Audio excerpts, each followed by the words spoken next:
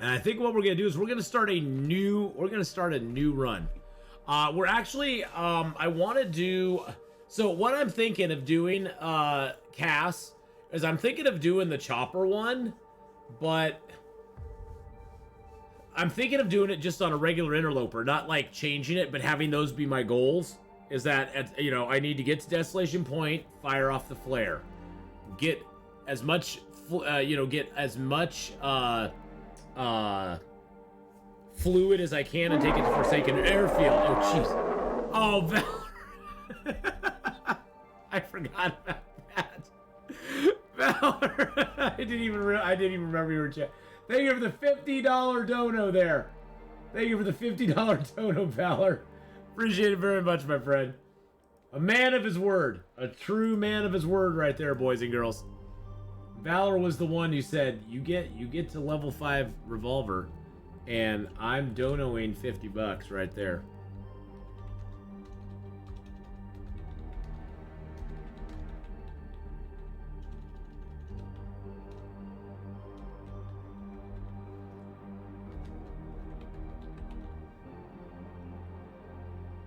So is there a time limit on that, Cass, or is that his goal? Is that his goal?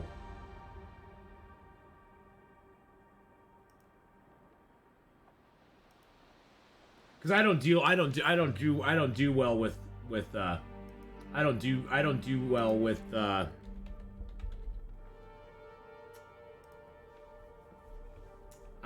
well with times. Okay, there's no time limit. End game goals, just no time limit. Okay. I'm just going to make a command for that, so people can, if people come in and go, oh, what's this challenge? I don't have to explain it every time.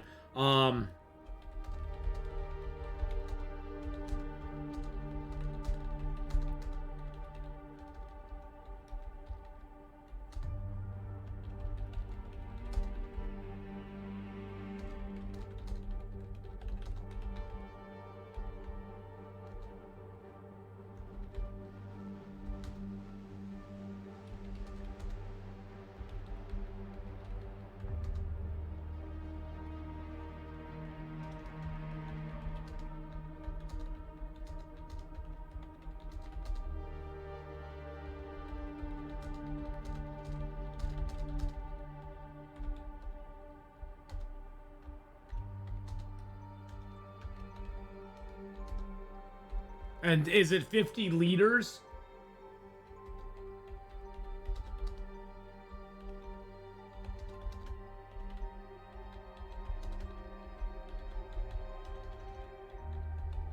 Okay.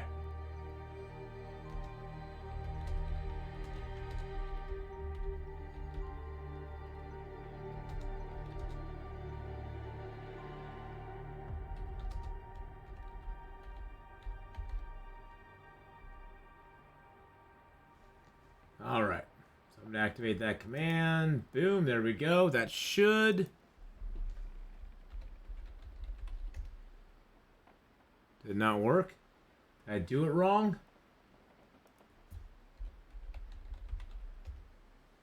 Okay, did I do it wrong somehow? Oh, it would probably help if I spelled it right. C-H-A... I spelled it right. What the hell? What the hell are you smoking, game? What are you smoking, game? Oh, I guess I would have to turn it on.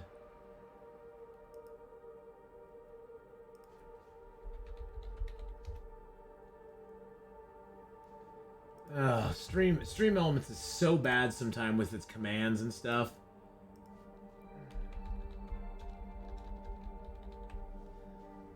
So I made this. Okay, there we go.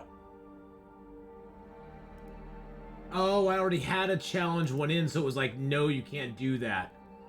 Okay, good God.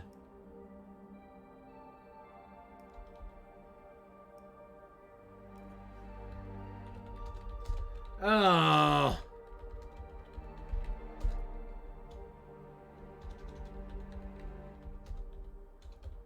Believe me, boys and girls, this will be important to do because down the road, people come in and go, what's this all about? And I'll have to explain it every time.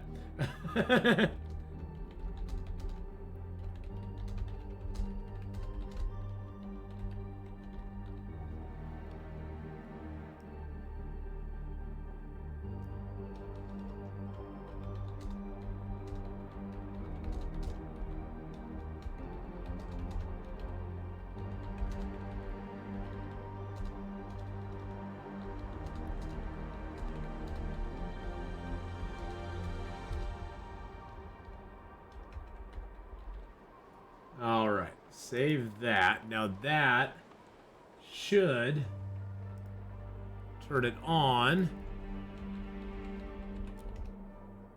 There we go. All right, we start a normal Interloper run. We get to Desolation Point and fire a flare gun from the Lighthouse. Take 50 liters of fuel to Forsaken Airfield and meet my rescuers at the chopper. There we go. So I can even put that into my description. Exclamation point challenge. There we go. Oh, nope. There we go. Okay, so you can put that in the description there. That way people will know they can do that. There we go. Woo! All right. Oh, man, oh, man, oh, man. There we go. That's always fun to try to do that on the fly. Never seen it played from the start. Well, you're going to see now, my friend. We are going to start this now. We played a Will last time. You know, Astrid seems like a good candidate to do this challenge. I think she is my choice. I will be taking, I guess I can go over my feats a little bit. I generally, in playing Interloper, I generally take Snowwalker, and I take Cold Fusion. And I'll explain my reasoning behind why I take those. Actually, I'll explain why I don't take the other ones first. Dark Walker, it's just, I don't find it to be very useful on a regular run. Blizzard Walker's nice, but I've never really noticed a massive amount of difference in my speed reduction. The 25% extra speed doesn't really mean a whole lot to me. It just doesn't. Straight to the heart. I think the thing with straight to the heart that's kind of unfortunate is in Interloper you don't have energy drinks generally. I don't drink tons of coffee. I don't use my stims for a whole lot of times. So, holy damn, the chopper will smell fishy. Yes, it will. So I don't usually take straight to the heart. The reason I take Snowwalker is that it makes my stamina bar recharge 20% faster. That's an ability that I cannot get through anything else in the game. I can't mitigate that. I can't raise my skills up high enough to get to that point. There's nothing else in the game that gives me that. And I like to run. If you've watched my streams at all, you know I like to sprint around from place to place, and getting my stamina bar back quicker is nice. Free runner, it's not bad. It's not a bad one, but it only burns it. It only lets you get that benefit if if you're sprinting, which is like, it's limited in my opinion. Firemaster is nice for certain. It's nice for certain short challenges. It's not my challenge, Bonato Blade. Jolly Doodle's been doing it already. He's been doing it on Stalker. I'm gonna try it on Interloper and see how it goes. Guess what? We're gonna be doing a bunch of puppetry of the fish. But as I was saying, Firemaster is situationally a good one to take. If you're doing like, say, a 40-day challenge or a 50-day challenge or even maybe a 100-day challenge, starting with level 3 fire starting can really give you a leg up at the beginning of the game. It gets mitigated. The longer your game goes, the more you will regret taking and using one of your 2 slots for Firemaster. Because once you would get to Firemaster level 3, which most players, if you're just lighting regular fires, you aren't actually like chaining them and trying to raise the level up, you can get you can get fire level 3 within the first 50-60 days of your game. It's not that hard. I mean, I was on day 250 and I had fire making 5, but I would imagine day 50-60 you're probably going to be getting close to Firemaster 3 anyway. And then after that, you've basically wasted one of your 2 valuable skill slots on a skill that you would now already have anyhow. That's the main reason I don't take that on longer runs. Efficient Machine is the same sort of thing. If you're doing a shorter run where you don't want to have to be concerned as much with food, it can really help you out. Or if you're newer to Interloper and you have a hard time managing your food because there's not as much as there is in Stalker, Voyager, and Pilgrim, taking Efficient Machine can be a very nice one to take because it gives you that extra calories, basically. Again, the same sort of thing with Firemaster. The later you get into the game, you're going to regret taking it because you have no shortage of food anymore. If you're living to 50, 60, 70, 100 days, you've already got the mechanics of gathering food, hunting bears, making the kills on moose. You have so much food that you're leaving food behind from place to place, and so having a little extra calories from it at that point doesn't really affect your gameplay a whole lot. It doesn't give you a lot of you know, again, you've used up a slot. So both Firemaster and Efficient Machine, I think, are really good for situational runs, as well as if you're just starting out on Interloper. They're kind of nice to take to give you an extra little boost at the beginning. Well, actually, Neoshu, we exited our last run. We got to 250 days. We hit Revolver Firearm level 5, and that was our goal. So we finally got to Firearm Revolver level 5, and so we decided, you know what, we're going to start a new run, new challenge, new fun stuff. So, again, situational for both of these. They're not bad ones to take, and I don't want anybody to ever think you have to take the same feats that Atheenon takes, or these feats are garbage. If you want to take Free Runner, take Free Runner. I mean, you got to play it the way you want to play it. There's no right or wrong. I'm just explaining why I do it. Cold Fusion, if you're playing Interloper, you take this one. There's just, I'm sorry, the other one, you can argue between all the other ones. If you're playing Interloper and you want to survive, especially early game, Cold Fusion will save your life. There will be so many buildings that you'll notice me go into here at the beginning of this Interloper run where I'm at positive 1 degree, maybe positive 2 degrees, and that's because of Cold Fusion and nothing else. Book Smarts is just, don't take it. Don't take it. Most books give you 10 skill points.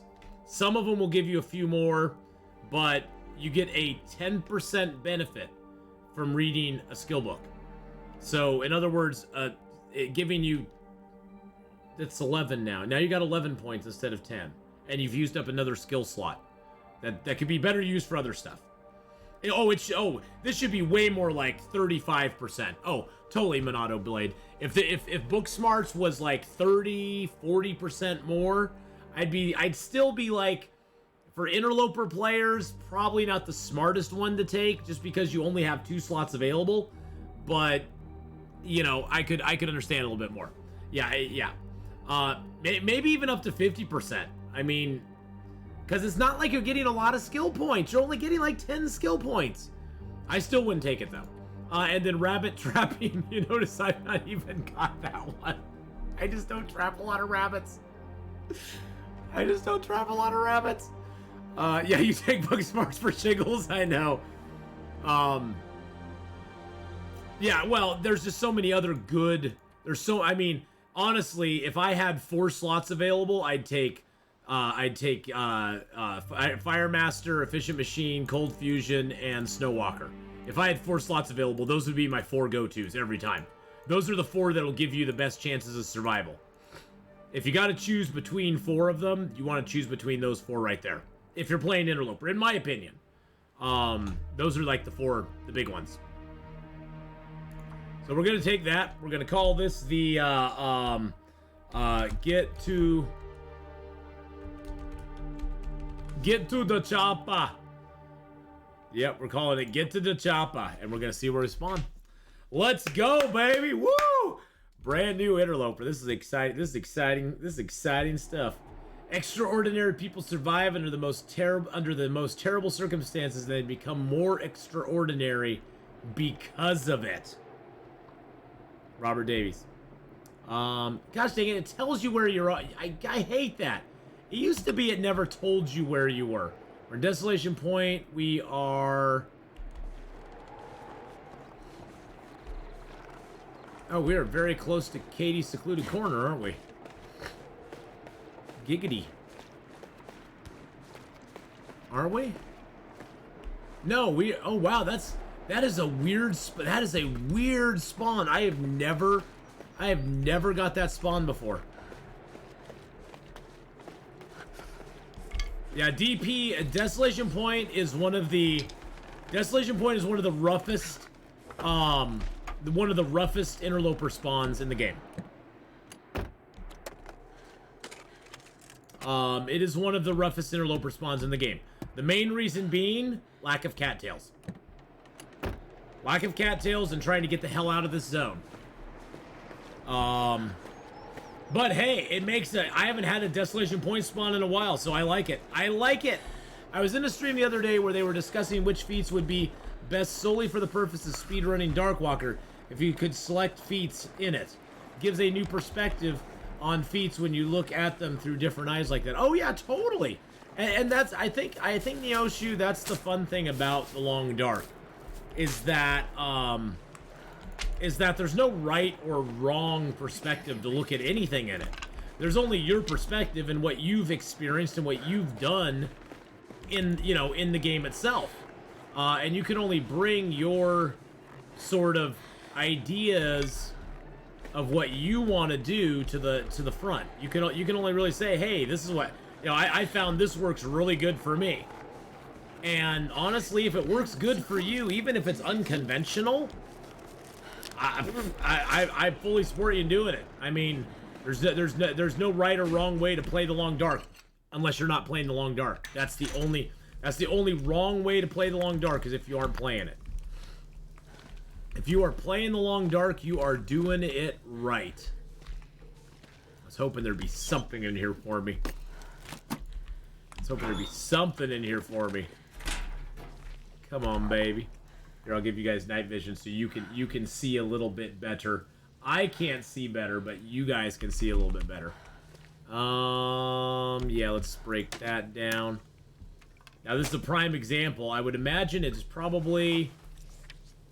It is exactly 0 in here right now. Without the cold fusion, I would be cold in here at the moment. I'd be cold right now.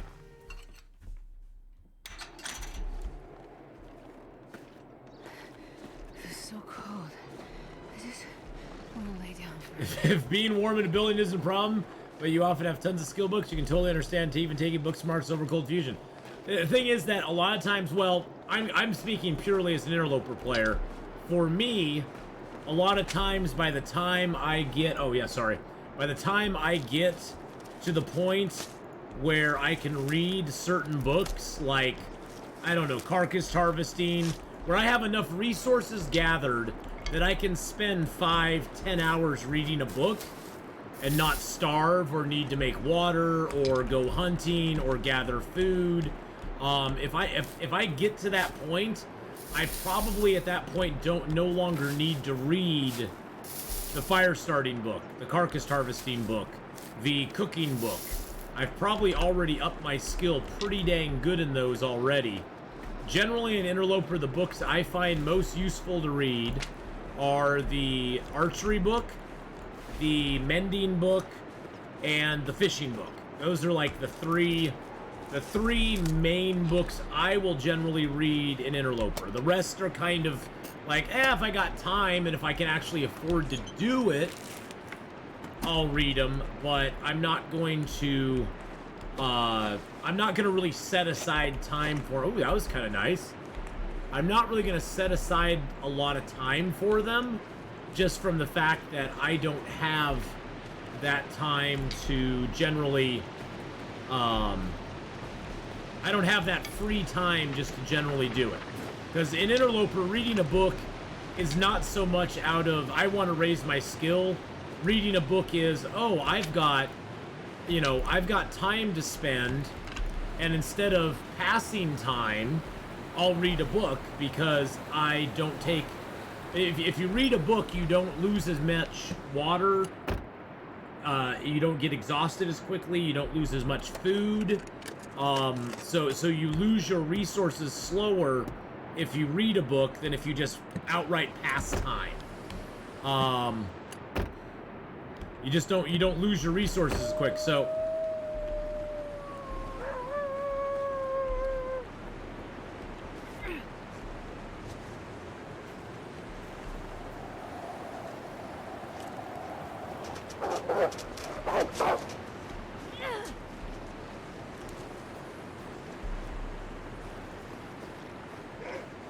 I knew he was going to be after me. Get away, get away. Run away, run away, run away. So, yeah, so pretty much passing time consumes the most resources as far as food, water, exhaustion. It consumes the most. Sleeping consumes the least. Everything else in between is pretty on par. Everything from reading, of course, more physical, strenuous things that you do, like if you're chopping down a limb or you're ripping apart a box, that will cause your that'll cause some exhaustion that you wouldn't get just by sitting and reading a book. And maybe it'll cause a little bit more loss in your food. That hat's probably frozen right now, would be my guess. Hills of Oh, it's not. ice and snow, Atheenon creeps with his torch held low. How you doing, Aldreas, by the way? Will I was riffing by Aldreas, but how you doing, buddy? Sight. Atheenon sleeps to pass the night. When daylight breaks, Atheenon stalks, while the chat continues on with their talks. I'm gonna holster that real quick. Out to pierce the day. Atheenon hopes his shot won't stray. I do hope my shot don't stray. Well, this is going to be interesting. If I find no liquid in here, I'm going to have... if I find no matches, because matches are... I mean, I think matches are still guaranteed, but I don't know where they are. There's the stem. I mean, we're going to be doing a whirlwind tour here. I think, let's see, what time of day is it right now? Okay, it's still early. We could do this. We could hit everything in this zone in one day. No, the ode was done by Sanwin. Sanwin is another streamer. There is Sanwin's YouTube channel as well as his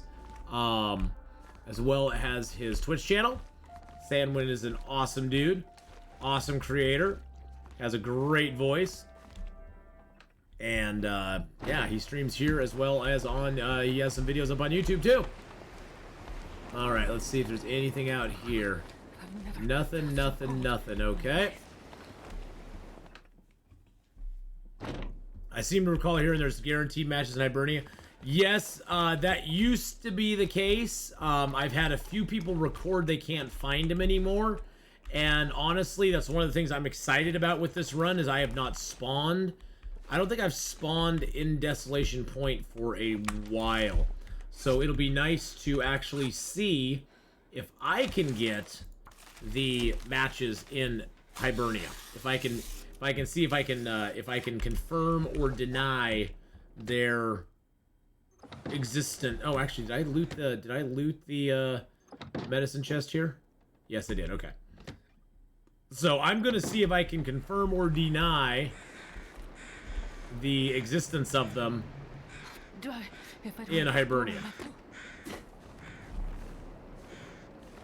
Because they were always guaranteed in there, yes. So based on past things, I always found matches in the Hibernia Processing Center.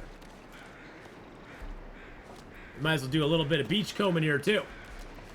See what's what.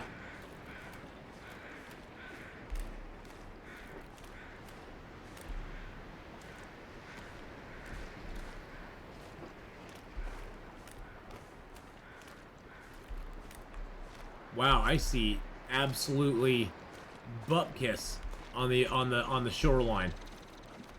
Absolute bupkis. Wow. Now I don't want to go swimming. Oh, there's something right there.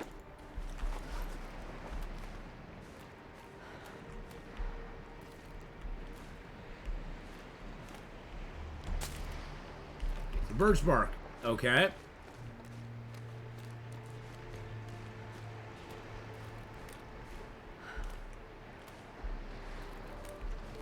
That is a stick. Okay.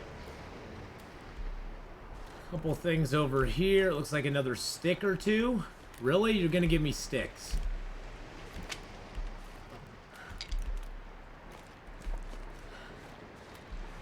I mean, I guess I'll take them. I mean, it's not what I was looking for, but I guess I'll take it.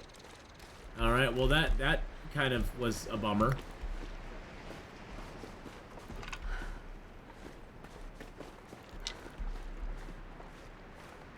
All right, there's some old man beard here. We'll grab that.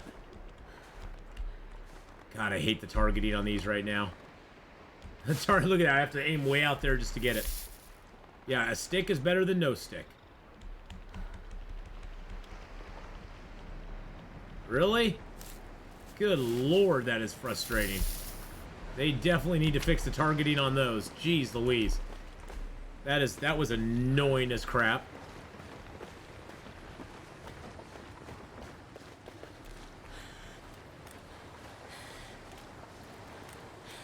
I'd love to be able to pop in here and search real quick. Oh yeah, we got plenty of time. It's only noon. It's only noon. So we got plenty of time. Alright, am I going to try to collect as many jerry cans as I can and fill them all up? Yes, I am. Yes, I am.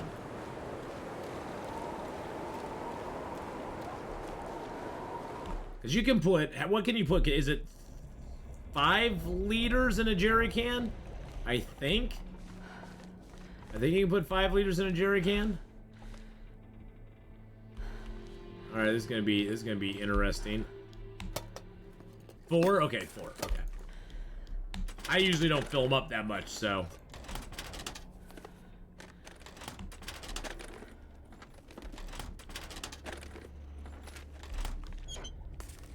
I'll give you guys night vision because it'll be a little bit easier for you to see what I'm doing. I'm gonna poke around in the dark here for a second.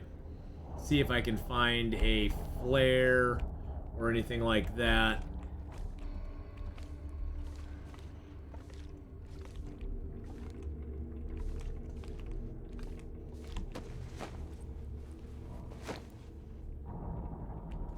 Anything on it around his hands? Oh, there's a bandage. Metal shelves. There should be some coal. Not on this side. There's usually coal in a bin over here. Nope. That's all that there. And this place gets way darker later on, so I just wanted to hit it now. So I get out. Oh, sewing primer. That's always nice.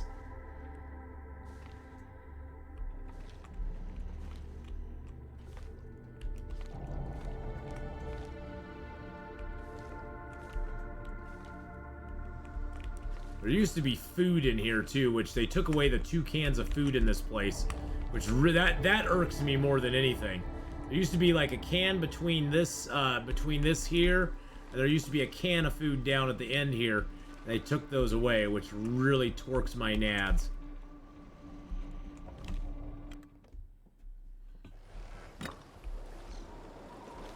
It's a goddamn freezing. You're gonna have to hoard storm lanterns?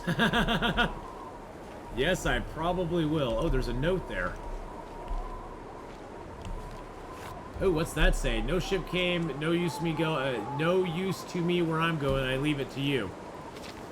Oh, excellent. Awesome. We got a cache, boys and girls. We have a cache. We got cash money, baby.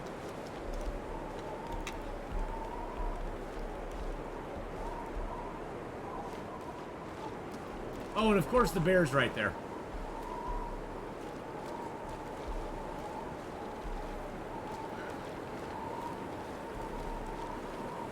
Of course the bear's right there. Challenge makes the Spelunker's Lantern a bit more useful for anyone who's playing lower Interloper because it's better fuel efficient. Yeah, well, probably, to be honest, Cass, I'll probably not use lanterns on this run at all. If I find a lantern, I'm going to basically just use it to get fuel. It's gonna be a fuel generator for me because I don't really want I don't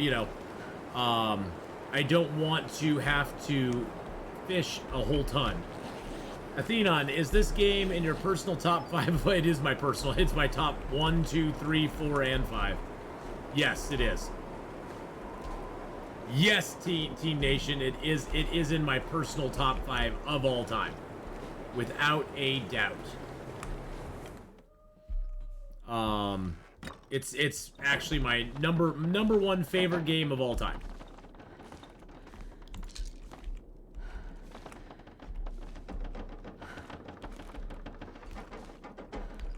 I have as of current date right now, since 2017, I have recorded. Boom. Okay. Why are you doing that? 5,840 hours logged in the game so far. So 5,840 hours logged in Long Dark so far. So I've played it for a hot minute, you know. I played it for a hot minute here. Just looking for some matches, baby. Seeing if I can find any extra stuff here. Rookie numbers, I know. Rookie numbers. Rookie numbers. Come back and talk to me when you got 10,000 hours.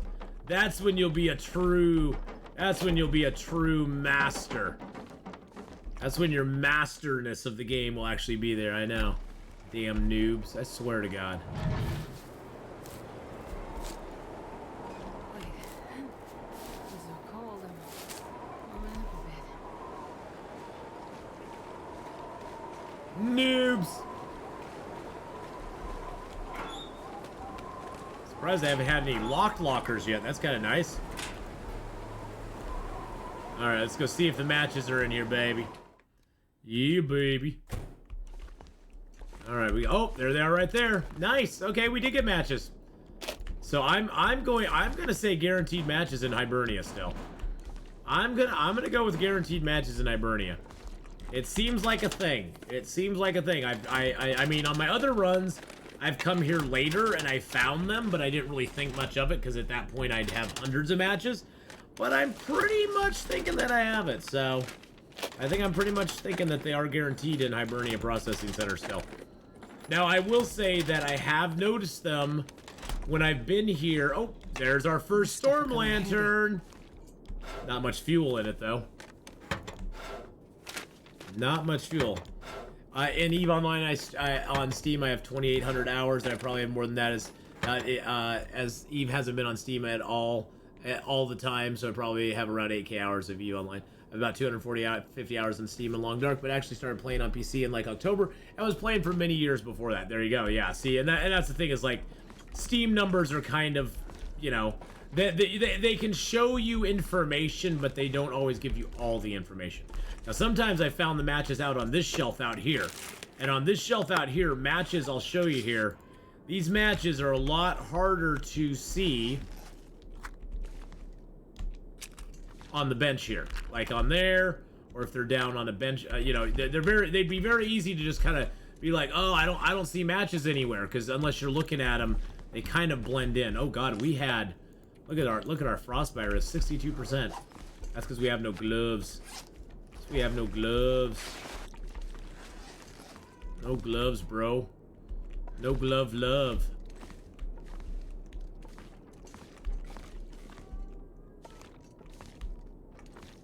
Candy bar. Nice.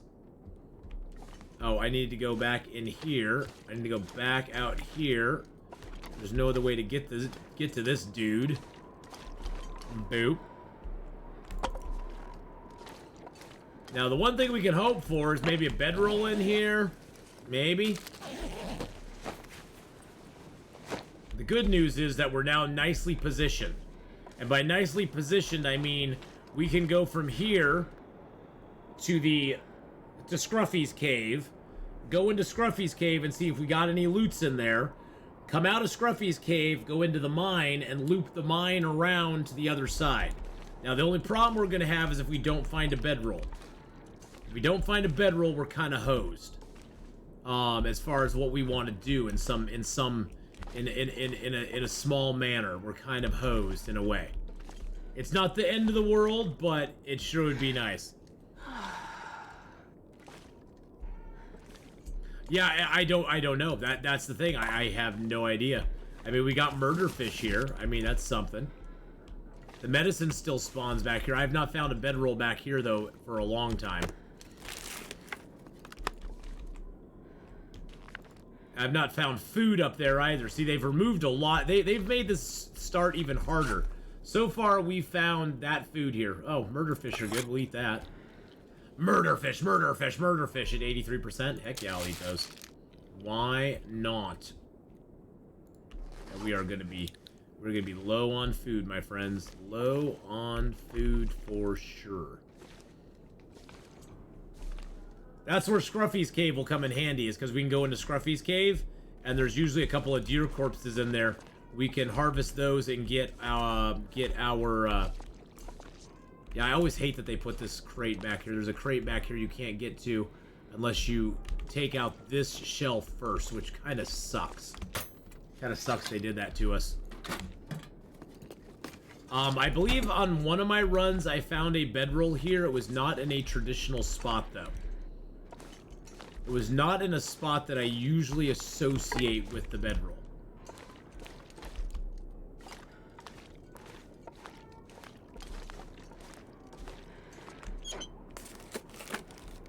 Now, a lot of times you will find pry bars in here, like back in this corner here, or in the, you'll sometimes find the pry bars in this, in these here, these metal shelves, sitting down in a metal shelf. Sometimes it'll be hidden behind over here, where that cloth is. We haven't even checked this other room yet, so that'll be interesting. Can't really see very well, but that's okay. I'll give you guys night vision again, just so you can see a little bit better than I can. Now remember, oh, we got a flare too. That's always nice. Remember, you are seeing night vision. I'm still seeing that. So it's about 34, 35. There's a bork pair of pants in broken railroad that's stuck between a bunch of broken bread frames. Yes. Is that in the hunting lodge? So 34 and then 24. Okay.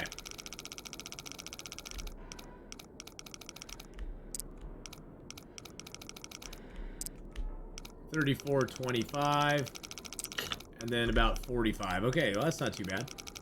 Yep, I've run into those before. That's been around since that zone came out.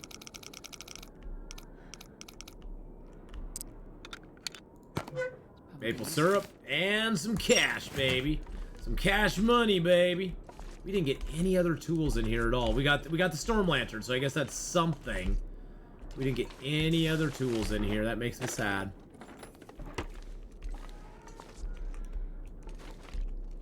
That makes me sad, man. Hey, man, that makes me sad, man.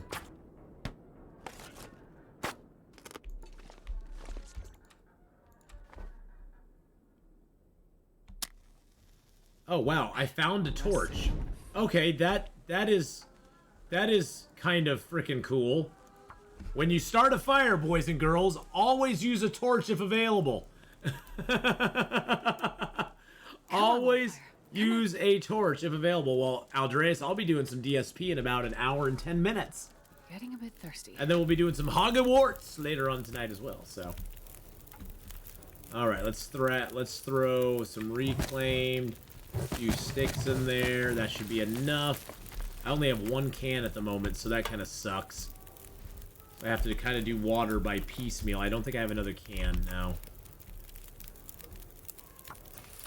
We should have enough to get us through the night. Actually, I'm going to throw a few more sticks in there. Then I'm going to grab some torches out of there. And I'm going to take one last look around, because sometimes there will be stuff hiding that you can't see until you have a torch. And they've been putting stuff in weird spots these days, so it wouldn't surprise me if something was hiding around here that I couldn't see because it was so dark. So it's always good, even though I've made a first pass, since I'm making water, I might as well make a second pass and make sure that I didn't miss something important laying on the ground between a pylon or something.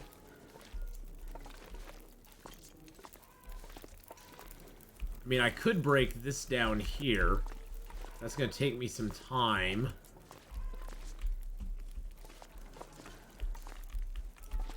think I might even just zip up this pipe real quick.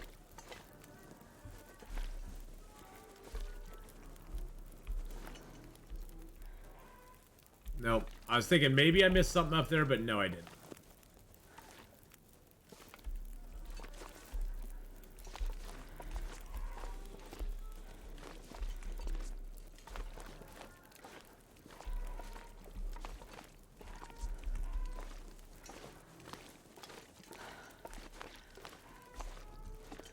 All right, I think we got it all. Now, the one thing we don't have is we do have a treasure out there we could go get. I'm almost thinking of doing it. Almost thinking of doing it. Let's see if the bear's out here.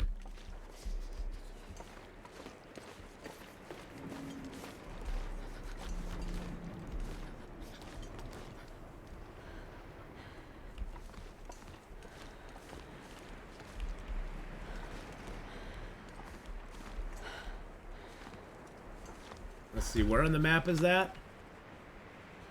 What was the note say? What did the note say?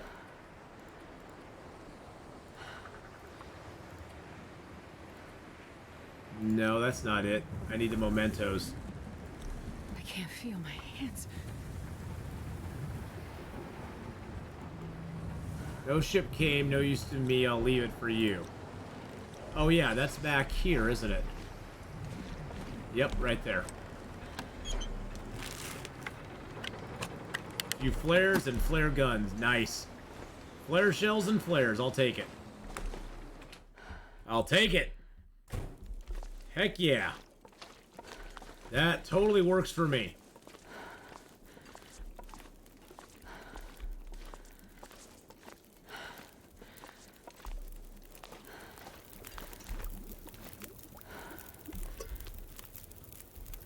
Is a normal bear afraid of blue flares? Well, not afraid of them per se, but it will give him pause.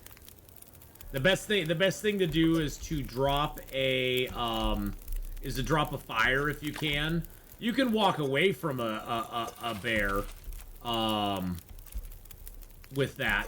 You can do that, no problem. But the best thing to do is to drop a fire and try to get rid of him that way. That will work. That'll work the best for you. Because that'll actually make him pause. It doesn't actually, honestly, it doesn't scare him off. So it's but if you have the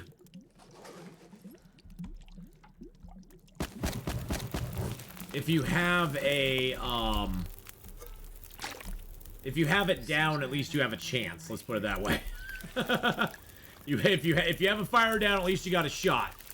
Just don't let the bear get too close to you, or don't go out and confront him, because he's not gonna run from you. He may get a little anxious about it and like stay away from you a little bit, but it's not like he's gonna run from you. Played 15 hours my first day in DSP. Oh god, yeah. DSP's like crazy addictive.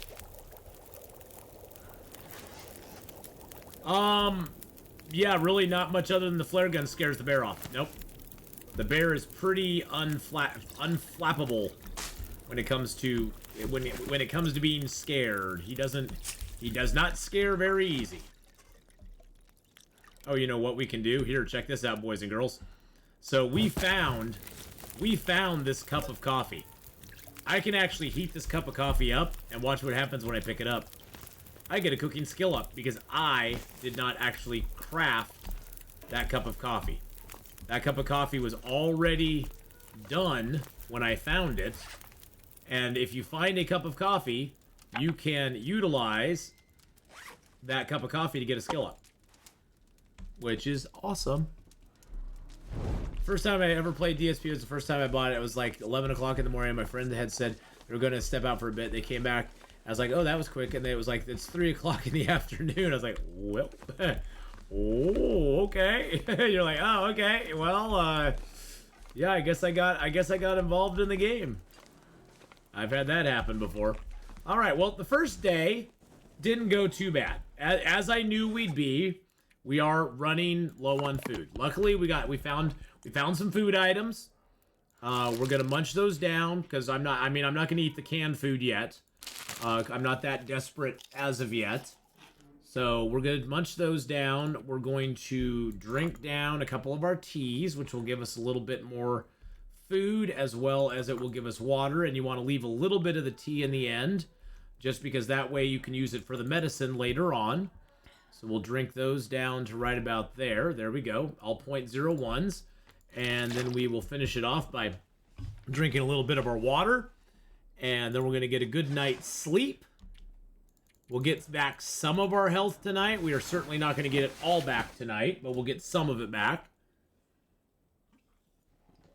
So far, our clothing, we've not found very much. Our food, we've not found very much. The one most important thing we do have is we have flares, we have matches, and honestly, once you get flares, matches aren't like... If you're early in Interloper and you need fire, getting flares or getting matches is the equivalent in the early game Interloper, because either one of them can start a fire for you. We also got super lucky and found a torch right away, which was like, booyah, that's like a huge benefit. I'm actually... Okay, let's sleep just a few more hours.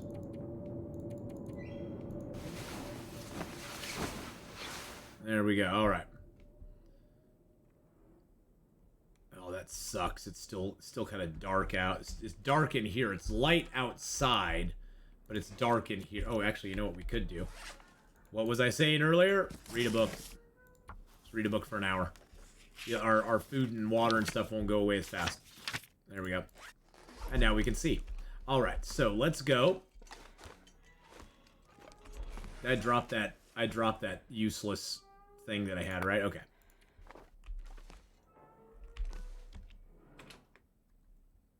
Pretty sure that torch is guaranteed to spawn. Well, that's awesome.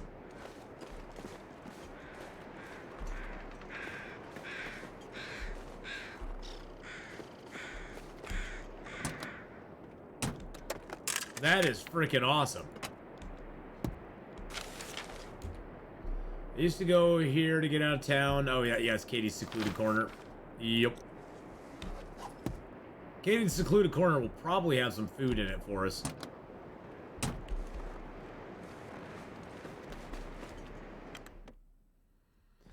What's the that I've seen Zach do is run to the cache note and then get the flares out of the cache in case you didn't find matches. Oh yeah, that's I guess that is a very viable strategy now. Because that cache note is always going to be there.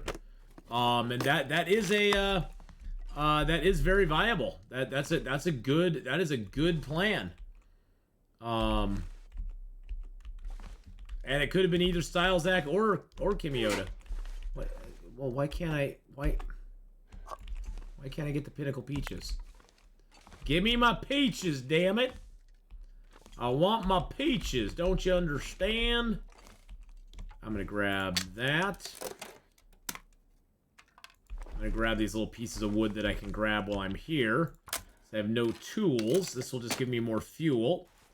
Yeah, what did that locker do to me? I know. What did that locker do to you? Show me on the doll where the locker touched you, Atheenon. Show me on the doll. What happened? You can be honest with me. This is a no judgment zone. It didn't give it, well, that is true. It didn't give me the damn peaches.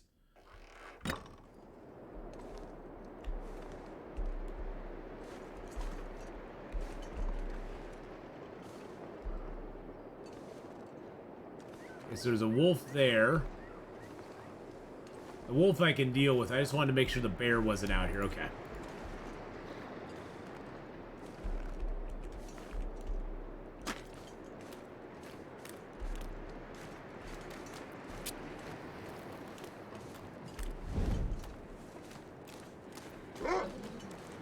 The wolf doesn't bother me. It's the... Come on.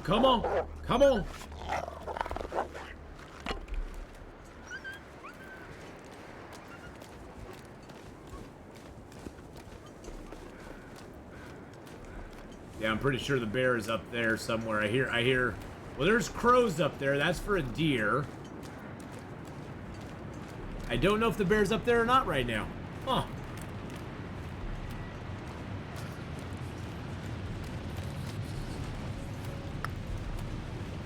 What days do you play this run? What days do you play this run again? Mondays and Fridays. Mondays and Fridays. Although I'm going to be switching that up this week. I'm working on my schedule this week, but Monday mornings are definitely on this run, and I'm going to be moving some of my schedule stuff around this week because I need to get things figured out. So I need to get some stuff figured out this week with my schedule. What was the technique to avoid that wolf? You basically switch to your weapon, dropping your torch in front of you, and then you aim your weapon to make the wolf charge at you. When a wolf sees the torch, he gets afraid. He or she gets afraid, and then they run away from you.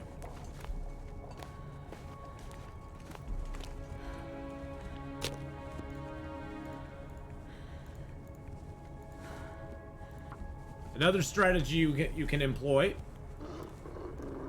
since this wolf loves to do this for you. Come on, little fire. Is I can just trap that wolf on that side of the fire.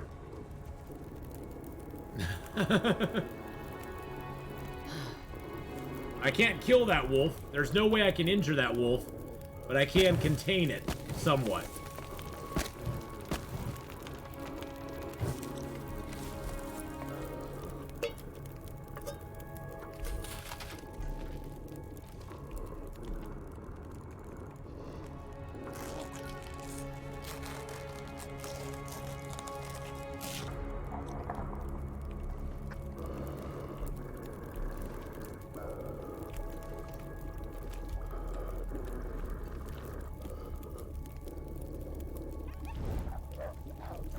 Get out of here.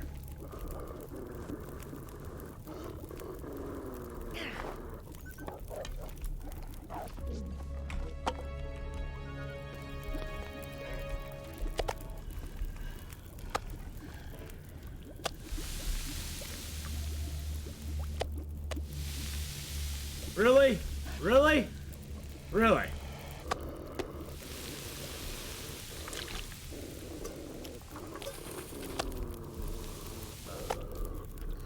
Really? I am taking my life in my own hands right now. I'm not gonna lie.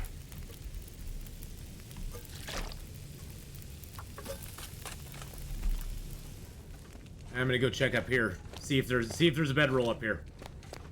I don't think there's one, but we're gonna see. Yeah! Woo, baby! Oh yeah! Ooh, ooh, ooh, ooh, ooh, ooh. And a raw coho salmon. What? What? Oh yeah, baby! Oh jeez, jeez, Louise, get out of here! Get out of here, puppy! You can't go past my fire just because I'm not standing there by it. What are you doing? What are you doing?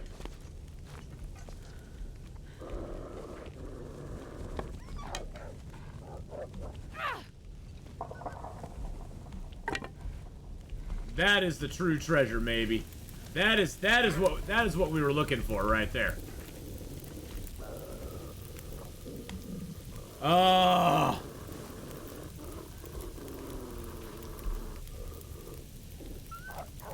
Get away. All right, now I'm just ready to get out of here. That one is ruined, so that could give us food poisoning, which is not. It's not what we really want. I mean, it's a risk I might take, just because it is food.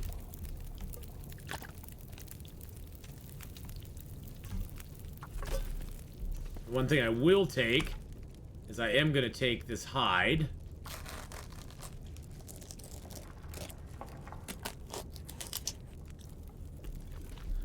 This is Scruffy. This is Scruffy's cave in Desolation Point. That is 50%. Oh, that makes me just like... I mean, I do have what I need to survive it if I want to, and I think I'm gonna take it. Shut up, wolf. Shut up. Shut up. Yes, I'm gonna eat it before bed. I have medicine. I have you know, I have teas, and my health is at 100% right now. So I think I will.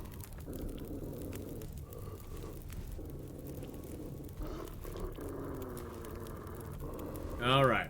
So basically, what I call this, by the way, just so you know, just so you know, Teen Nation, I call this torch walking. As long as you can walk with the torch early in the game on Interloper, you can do pretty well. As long as the weather's not too inclement. Fog is great, actually. Fog is like, early game fog is like ideal. Because even though your visibility sucks, you know your torch ain't gonna get blown out. So you're pretty protected from most of the wolves early in the game. The bear could be another problem. How you doing, Koa? How's it going, my friend? The bear could be another problem, but at least with wolves, you're pretty well secure that you're not gonna get ganked by them super early in the game.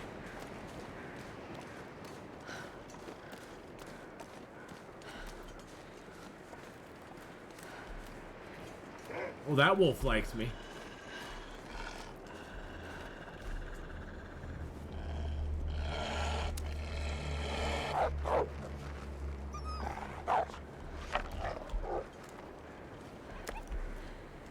Really? Seriously?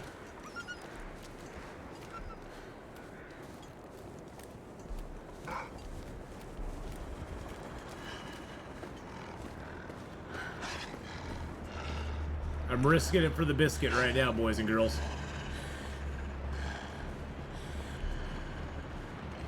The good news is, if the bear's up here, that wolf's gonna run away.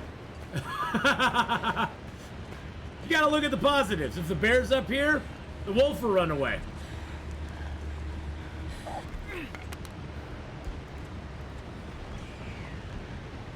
And look, I made it so the wolf got some dinner. Ain't I a nice guy? That wolf got some din-din. Ooh, we got nice quality tools.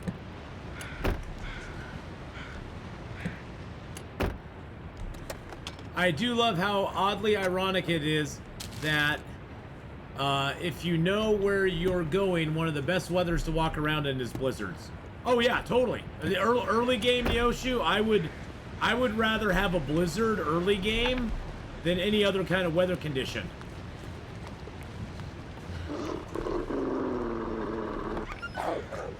My rabbit now, sucker! Thanks for the rabbit.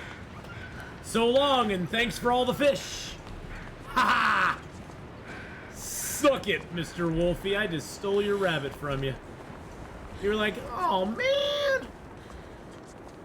Oh man! I was eating that rabbit, and then Atheenon came along, was just a dick.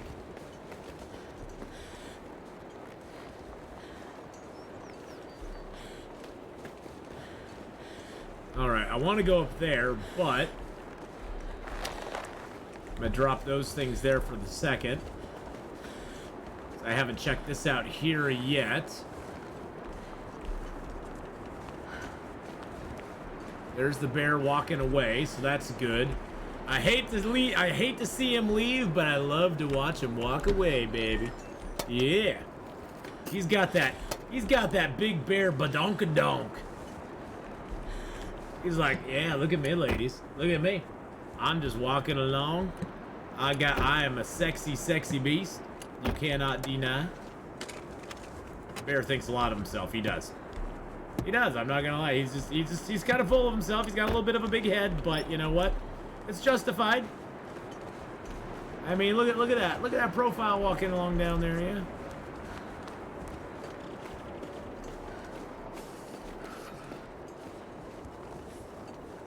Good news is, we're gonna be inside soon. Better news is, we have a freaking bedroll.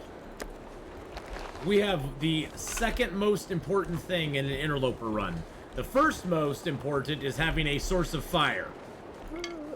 Preferably matches.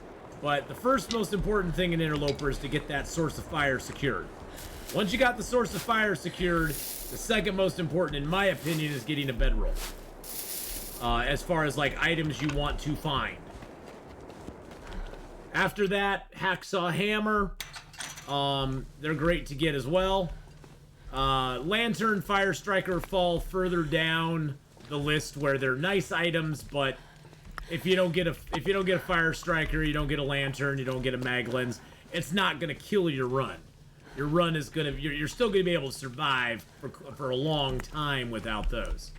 They're nice to get, don't get me wrong, but you're not gonna die without them. Dang, we did not get a. Sometimes there'll be hacksaws in here, but I didn't see one, unfortunately. Oh, the bow is great. If I could find one, it would be the #1 thing. But yes, for just findable loot, I'm just talking for very early Interloper when all you can do is loot. You don't have, you know, heavy hammers yet. You don't have the ability to forge run yet. Any of that sort of stuff. I'm just talking early game in that sense. The ability to get the bedroll and the fire source situated early is very important. Very, very important. Okay, we're getting out of here. We are getting out of here, boys and girls. I don't care at this point. I'm not even gonna go to Katie's secluded corner. I have that fish. It's kind of a murder fish, which is okay. It's fine. It's fine that it's a murder fish. Okay, I'm gonna switch torches out. Oh, I got a nice 100%er. That'll last us for a long time. Oh yeah. Yeah, I was just findable items. Yep. That's all I was looking at. 'Cause yeah, once you get the matches or I mean, and honestly, I would say matches are the most important. If you can find another fire source, it's great. Don't get me wrong. If you can find a flare to light a fire with, that's great. If you can find a fire striker, that's great.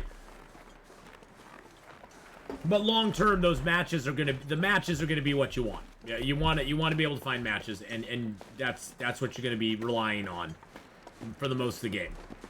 And then after that, the bedroll I think is a solid #2, followed by hacksaw hammer in whichever order you want. I think the hacksaw arguably is a little more important than the hammer. Oh, jeez Louise.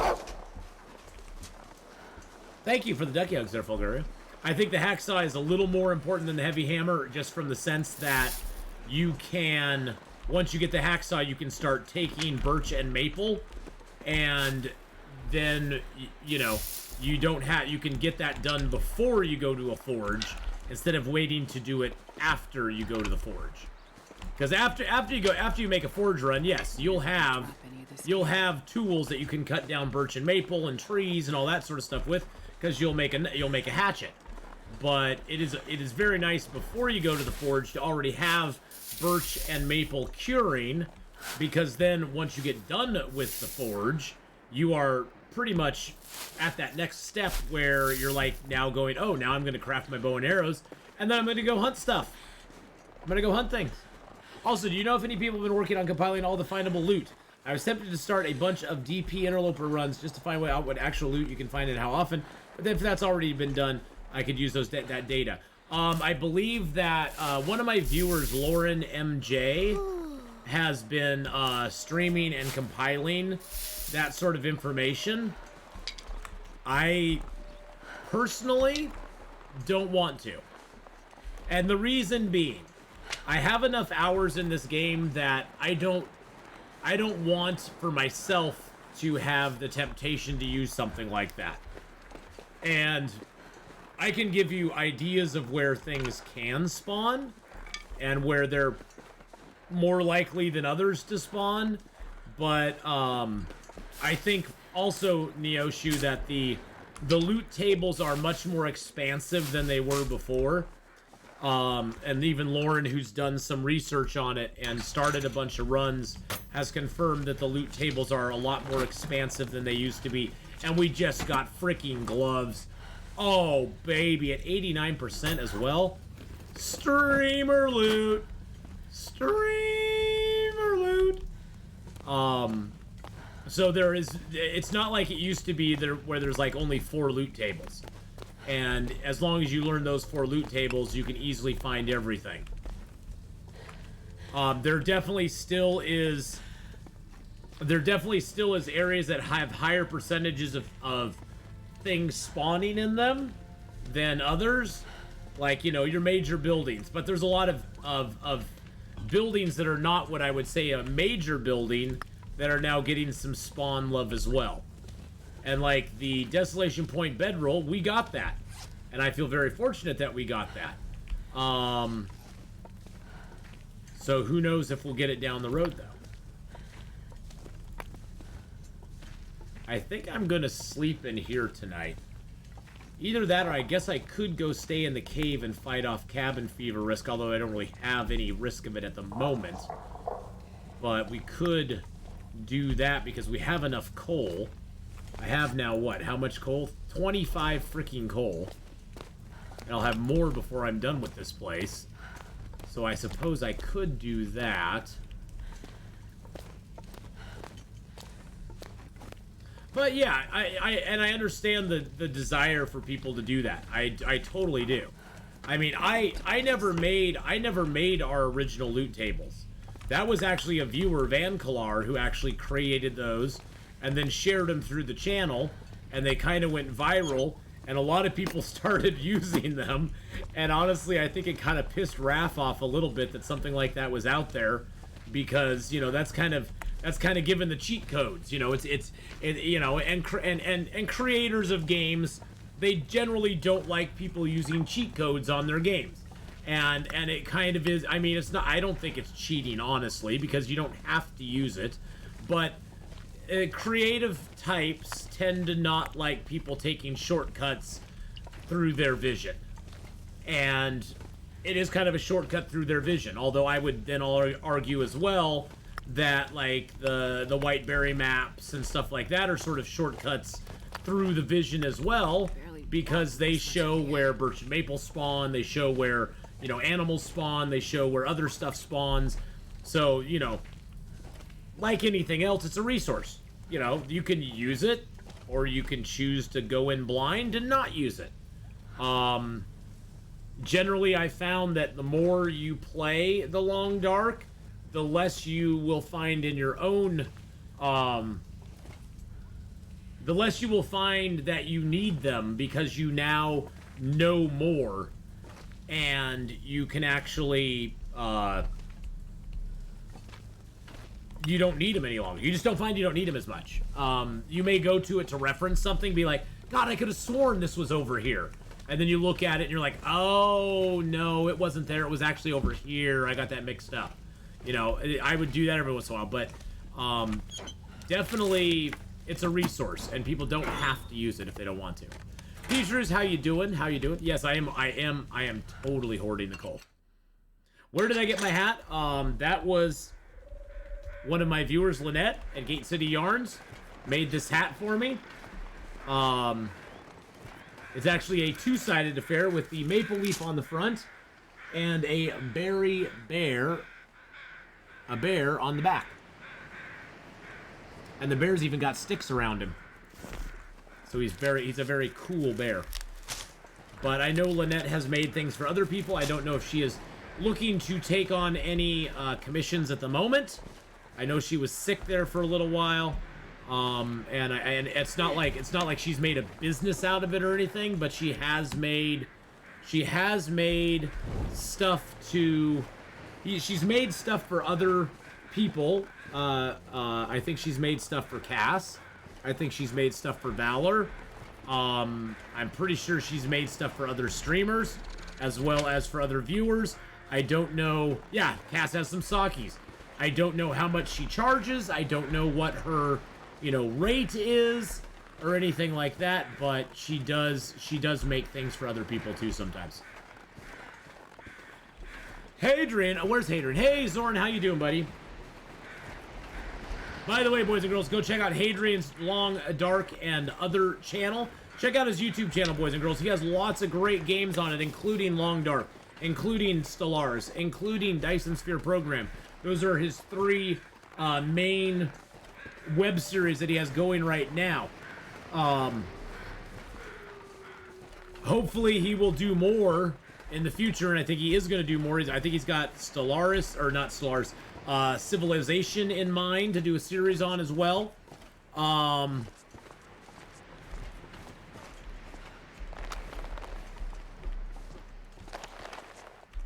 You think he took a shortcut? Oh, on loot spawn? That's pissed people figured out. I have no P for devs to give you the illusion that there is more complicated than it is. Well, you know, I don't even hold that against them. I'm just like, you know, it's... You gotta also remember that Long Dark, when it first came out, had no Interloper. Interloper was kind of cobbled in. Oh, you meant Hadrian had Sakis too. I gotcha. Hey, Interloper was kind of put into the game, and I'm sure when they did that, they had to make... It's not like they made the game with Interloper even in mind. Interloper was not something they really, truly intended to even have in the game. So I can sort of get it from the standpoint of, you know, we didn't intend for this to be in the game. And so we're just going to kind of make the loot X, and we aren't going to worry about it. Because a small percentage of people play on the Interloper difficulty as a regular thing anyway. I think it's less than, what is, somebody probably knows the stat. I think it's less than 5% of Long Dark players regularly play Interloper. So the chances of Long Dark players figuring it out is pretty small, although nerds, he should have taken that into account. We're all a bunch of nerds, and we like to min-max things. We like to find those patterns, I guess you could say.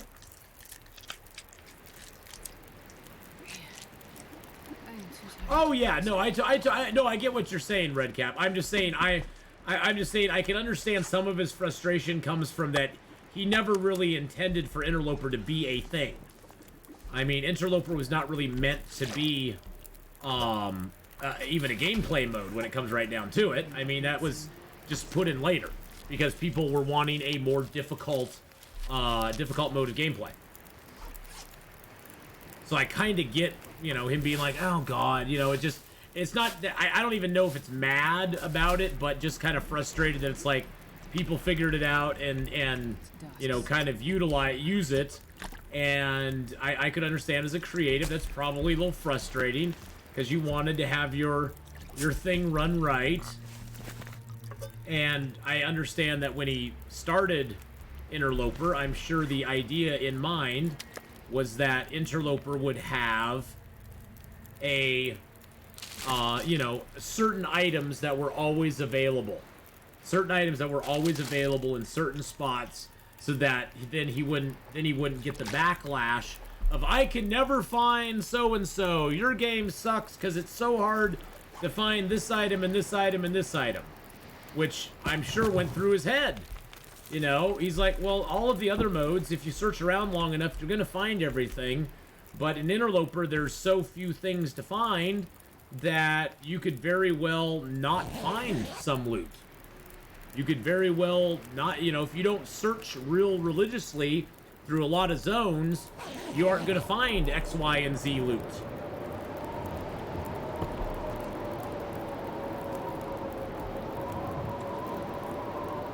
So I kind of get it.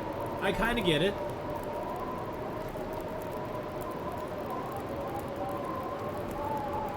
And honestly, I would bet you money. I would bet you money if you had the time and energy and you could catalog every single major piece of loot, storm lanterns, you know, the stuff that we cataloged in Interloper, I bet you if you had time to catalog all those, you could probably find a pattern to all the other modes of gameplay as well. I mean, you could.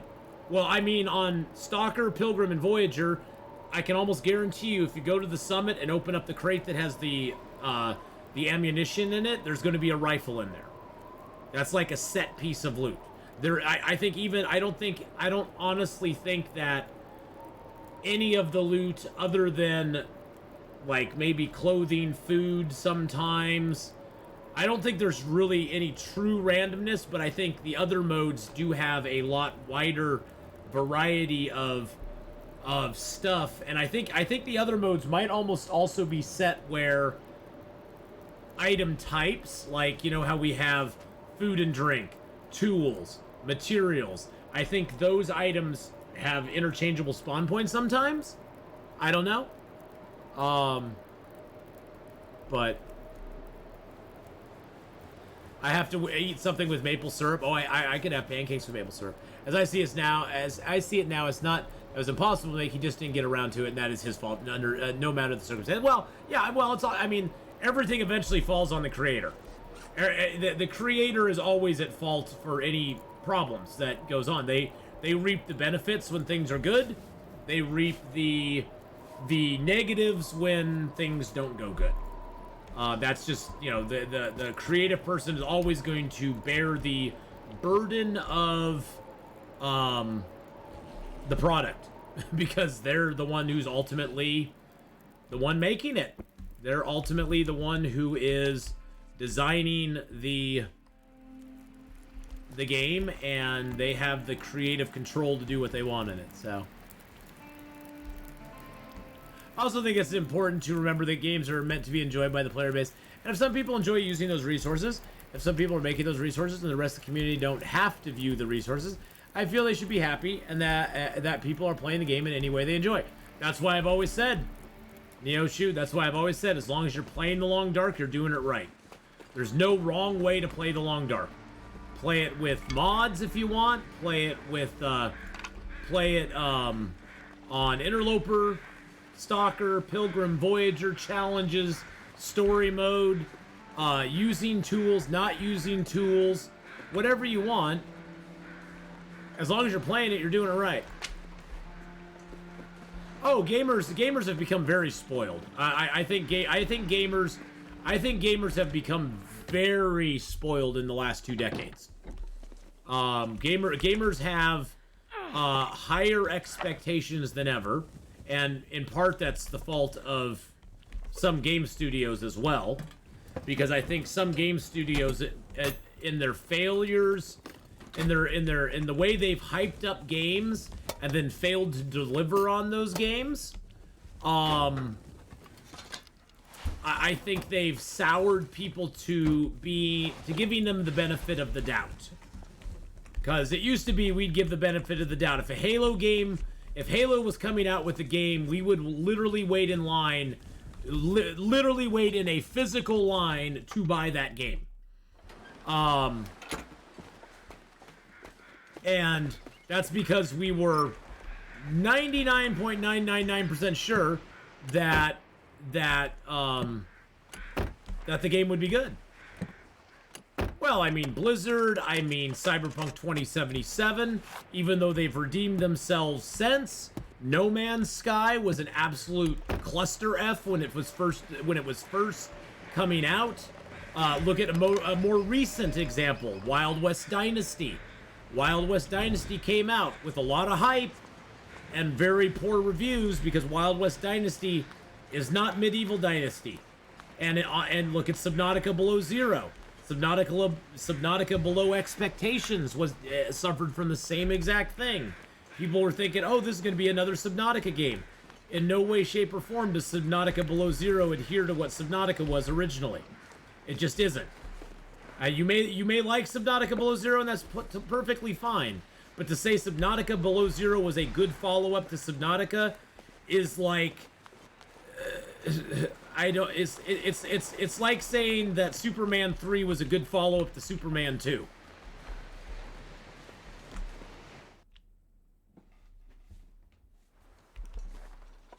I mean, that's the thing. Is like studios have conditioned people to expect a lot, but unfortunately, a lot of them don't deliver, and that sucks. And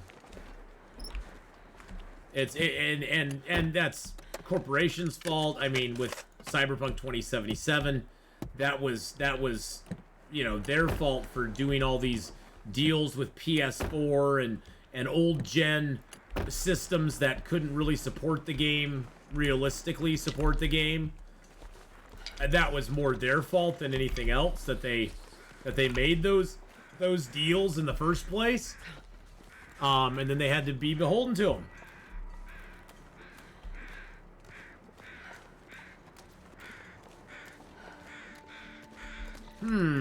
What time of day is it? Oh, it's still early. It is still early. Let's grab some deer meat, 'cause it's early. We'll go cook this bugger up on our fire. But yeah, gamers have become very spoiled too, Cass. I mean, I remember back in the day, we understood that the next, if there was going to be a follow-up game to a game that we really liked, it was going to take years to get that game ready to go. Because back then, games were not released unless they were done. There was none of this digital DLC, adding stuff to the game after it's already been out. There wasn't a lot of that back then. That's a relatively new thing. And so back then we were buying physical hard copies first off, so it made it a lot harder to have the aftermarket add-ons to the game.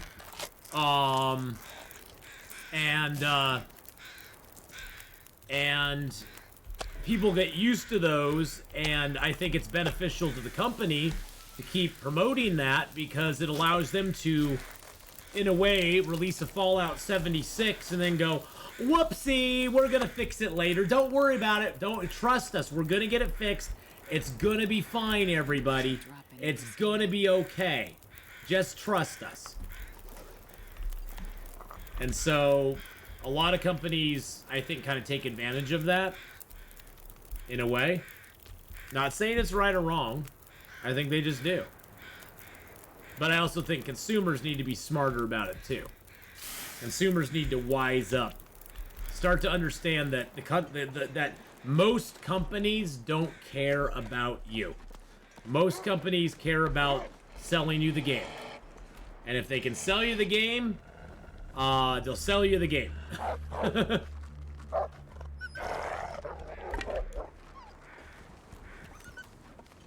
First time I had to patch Medieval Total War 2, I had to download a 500 megabyte off a 56K modem. Oh, God. Oh, the system. Yeah. And that's one thing, too, is that there's certain companies, and honestly, Cass, as frustrating as that is to you, that your system is not powerful enough to play Icarus and have it play well, I do respect the company for making their game and going, you know, we're making the game at this level of quality, and we're not going to sacrifice our level of quality just to sell more copies.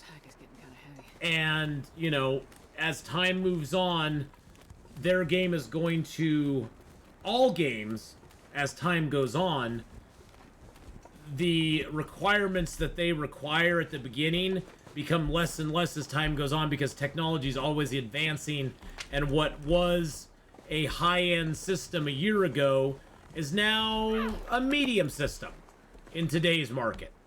And then it becomes the low-end system a couple of years down the road. And so I kind of respect that. I kind of respect it from companies that are like, hey, we want to make our game so that we want to make it kind of on the high end right now, so that down the road we can, keep making it and keep adding to it and keep, and it won't look dated, because it will look dated after a while. So I get that, and I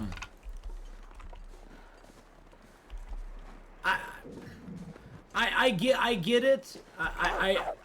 Whoa. I get the frustration with it. That's for sure. Because not everybody can afford a great system. Not everybody can afford, a 2080 or a 3060 graphics card, you know, or something like that. But I don't even look at, I guess maybe it's just terminology. Maybe we're just arguing semantics. Look at Days Gone. When it came out, it was a media disaster, but they fixed it and no one cared. It got fixed. The damage was already done. Well, yeah, and honestly, that's the thing. That's one thing I was trying to, like, bring out, Fire Monkey, is that these companies need to start understanding, especially in the social media type era we live in now, they get one chance. They can try to redeem themselves later on, but they literally have one chance to give us the product and to make it good. If they don't, they're going to fall into... Yes, they can redeem themselves, but they will never win back that initial audience that they could have had if they came out with the game and it was really good from the get-go. Like, look at Hogwarts Legacy. Regardless of any controversy surrounding it, regardless of anything else, most of what I hear about Hogwarts Legacy is overwhelmingly positive. As far as gameplay, as far as the combat, as far as, you know, the story and the graphics, it's all pretty overwhelmingly positive. There are people who have problems with it. I have problems with certain things in it, too. I'm not gonna lie, there's certain things I don't like. The fetch and quest, the Merlin tests, they all seem kind of redundant and just padding. And there's ways to do padding, which is good, and there's ways to do padding, which is bad. Mass Effect 2 padding their game with multiple hours of planet scanning is, in my opinion, a bad way to pad a game and make it kind of boring. Whereas they could have made it so you could actually land on the planets and go and actually get those resources and maybe give you a little bit of an adventure. But that would have taken a lot more programming and a lot more world building and a lot more making things run in a certain way. And they didn't want to do that. That's okay. Yeah, no matter how good No Man's Sky becomes, they'll always be the game that launched broken. Yeah. And even though it's good now, people will always remember it as the game that launched broken. And Cyberpunk 2. But I guess maybe we're arguing more semantics, Cass, than anything, because I agree with you. I don't like it if a company says, yes, if you don't have... I like it if a company has, these are our minimum thresholds for the game.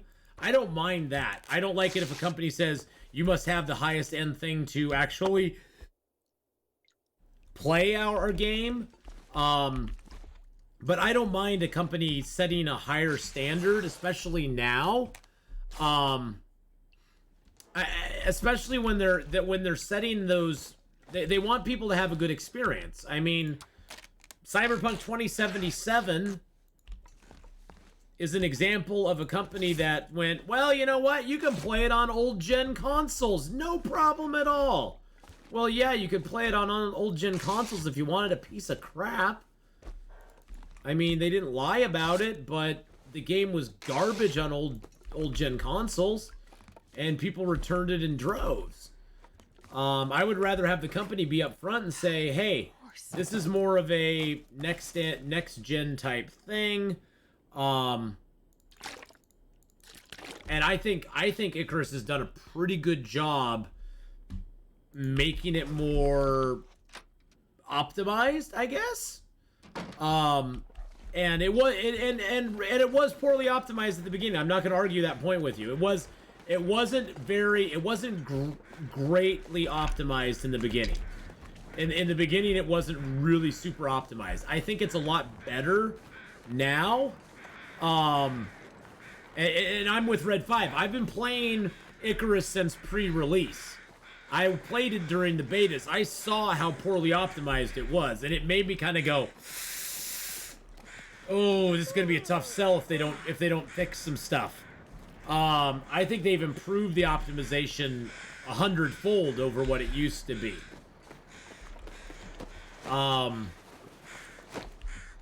But yeah, I mean, I don't like it if I don't like gatekeeping on anything, games or anything at all. I think they should be accessible to everybody, but I do respect and understand when a company's like, we want our game to be of this quality, and I'm sorry if that means your older system can't play it. it can't play it. I wish they had done that with Cyberpunk. I think Cyberpunk would have been better received if they had just scrapped the idea of old gen systems and said, sorry, if you have an old gen system, you ain't going to be able to play it. You can't play it on old gen systems. It's just not going to run. There's too much stuff going on. Yeah, well, game studios are releasing way too soon. Yeah, we are, unless you're buying a game like Hogwarts Legacy, you are the beta tester for their game. You are the beta tester. You are the one beta testing their game for them.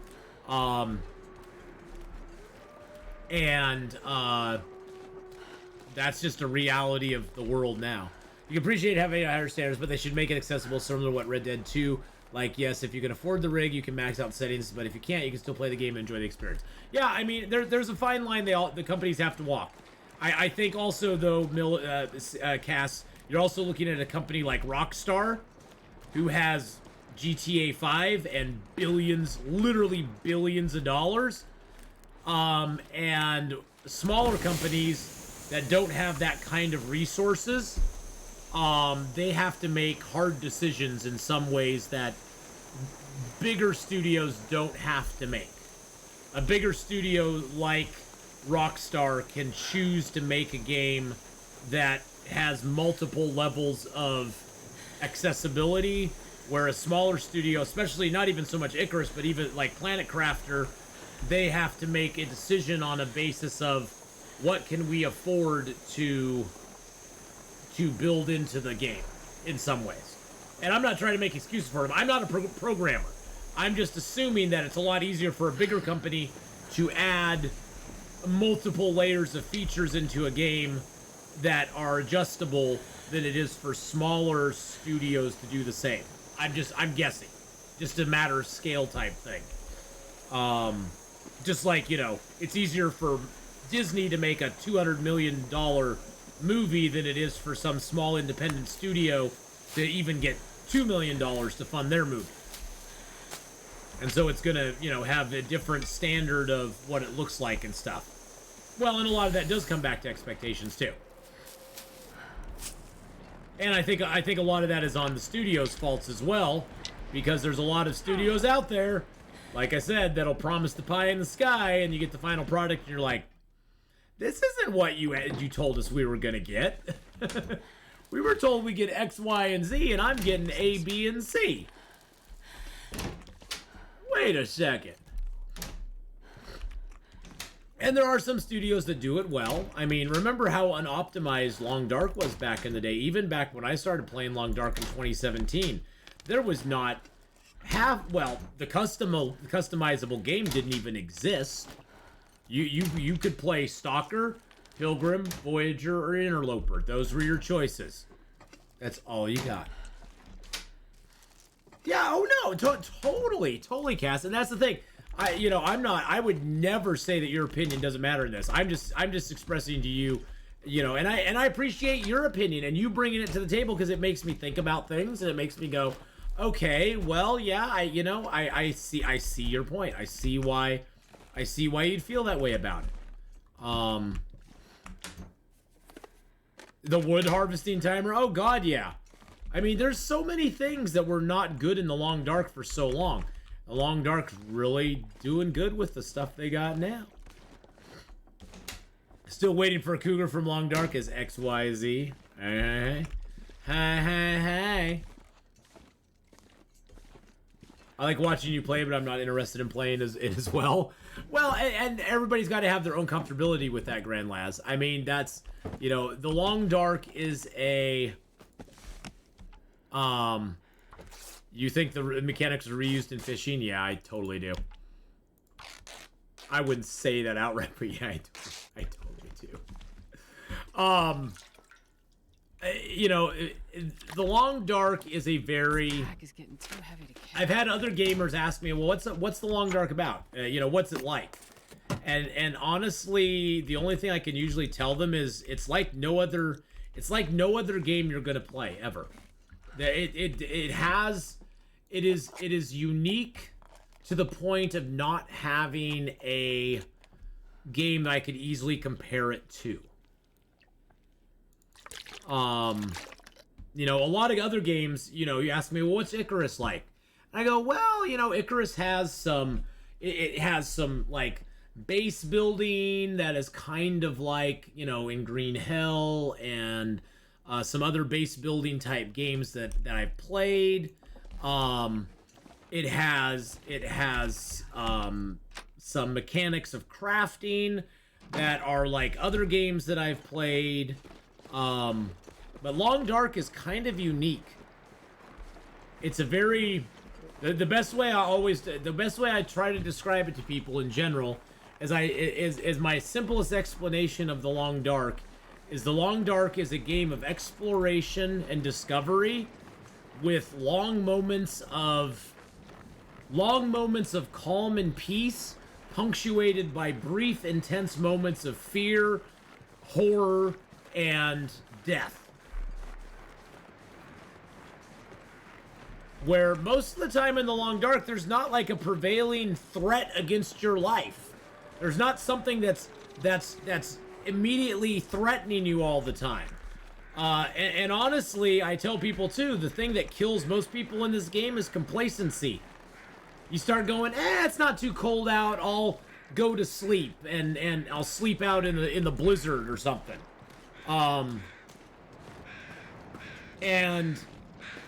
And that's not, you know, something, you know, you get complacent and you die.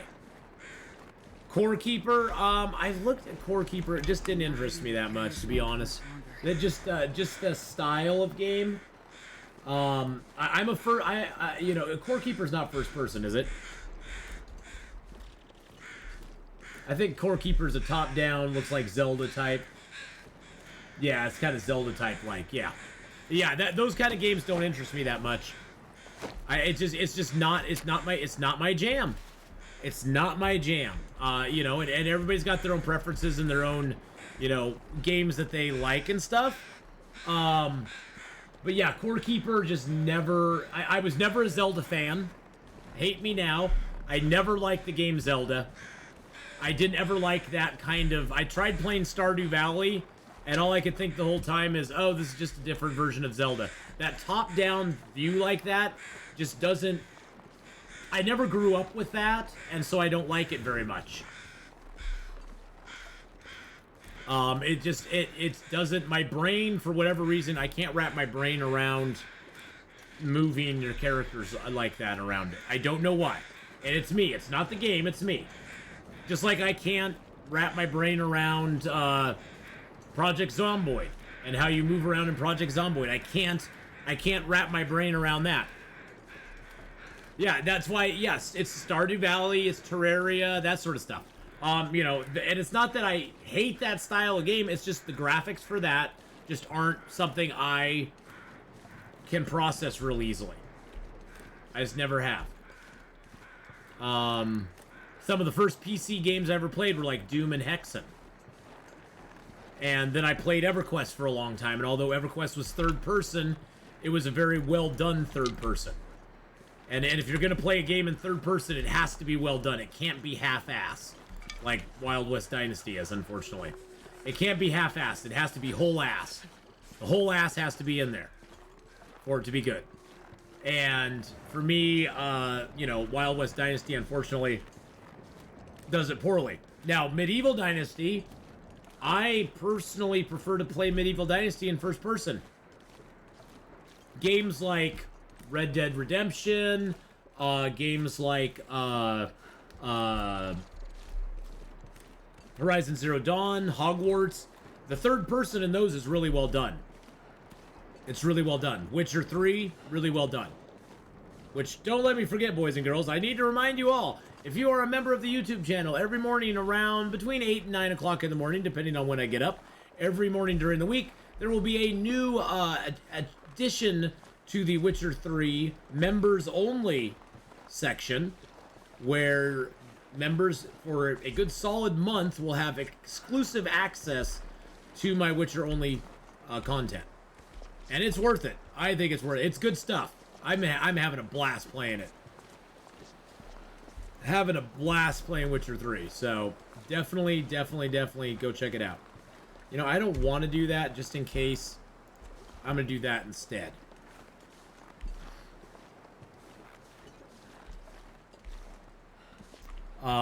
But yeah, for me, first person, I really like the first person experience. To me, it's very immersive. I like the immersion I feel when I'm playing first person. I like not being able to see my periphery. I have to actually look around to see if there's stuff. What headgear do you play The Witcher in? Oh, I don't have a headgear for it. that I don't have a headgear. Oh, I like 7 Days to Die. I have a lot of hours in 7 Days to Die. I'm actually going to play 7 Days to Die. Again, I really enjoy 7 Days to Die. I think I currently have, I think 7 Days to Die is one of my higher hour games that I have. I have 350 hours in 7 Days to Die. I was so upset after playing Mass Effect Legendary. I wanted to play Mass Effect Andromeda, but that game, I don't know, it looked like crap on my computer. Hadrian and I tried everything, but I couldn't figure it out. I uninstalled the game and I was like, nope, never mind. Well, I heard Mass Effect Andromeda wasn't worth playing anyway. I did not. Your peripherals go in first. No more driving. And oh, I've heard Andromeda's horrible. I heard Andromeda was just not as good as the other three. I'll be totally honest. I'm not a. I love the world of Mass Effect. I have no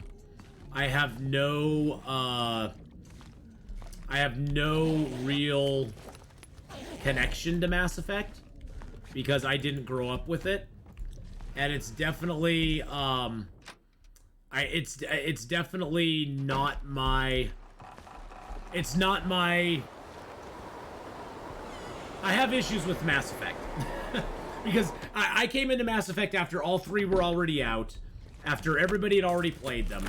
I came into Mass Effect, and I had a pretty critical eye on a lot of things in Mass Effect. There's things in Mass Effect that as a modern day game player, and I can only relate it to the modern day games that I play, there were a lot of issues I had with certain things in the game.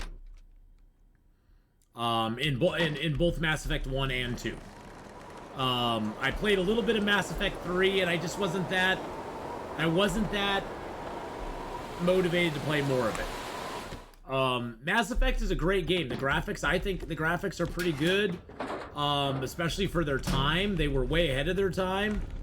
I think the graphics are pretty decent. Ooh, please be good. Yes. The story, I thought the story was pretty decent.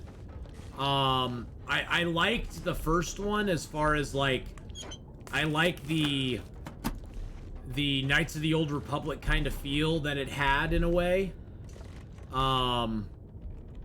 With the dialogues and stuff like that, I thought it had a kind of a cool feel with that.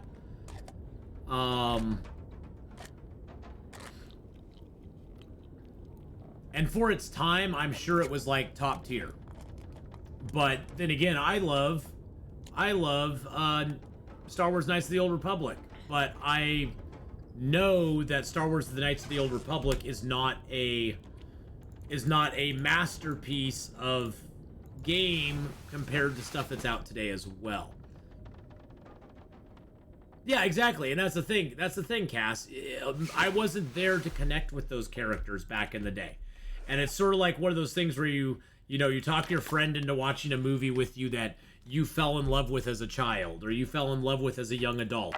And you can't understand why they don't love it as much as you. And it's just because their life experience up to the point where now they're watching that movie is different than your life experience from then. I didn't connect really well with a lot of the characters in it myself. I thought the characters were interesting, but I didn't really connect with them very much. There seemed to be a lot of hype around certain characters that I didn't see, and I was like, okay, well, I get it. It's cool, but I think it just had to do with I was approaching it from a different perspective as well. So, And everybody's going to bring away from a game different things too. Everybody's going to take away from a game certain aspects, and for me, it just wasn't. It wasn't my bag. It wasn't my bag, baby.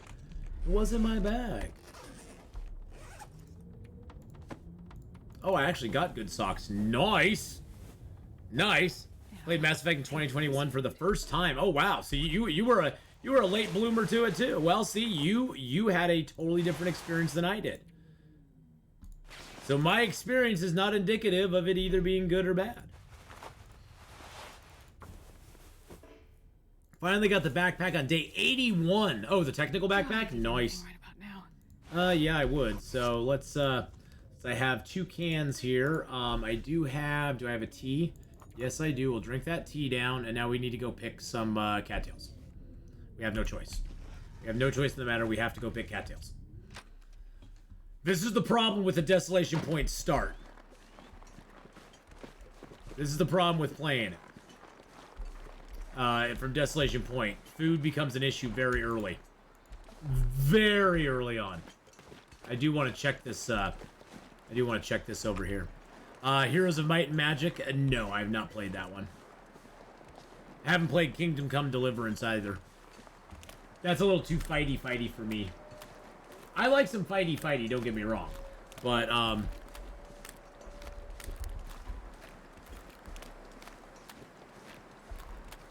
yeah, the Heroes of Might and Magic. Which one? 7?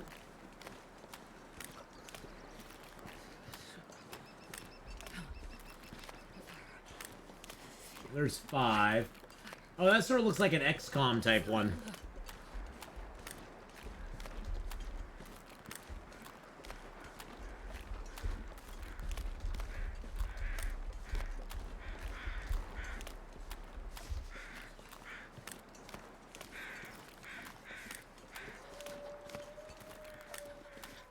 Yeah, that's kind of like an XCOM-y type. Yeah.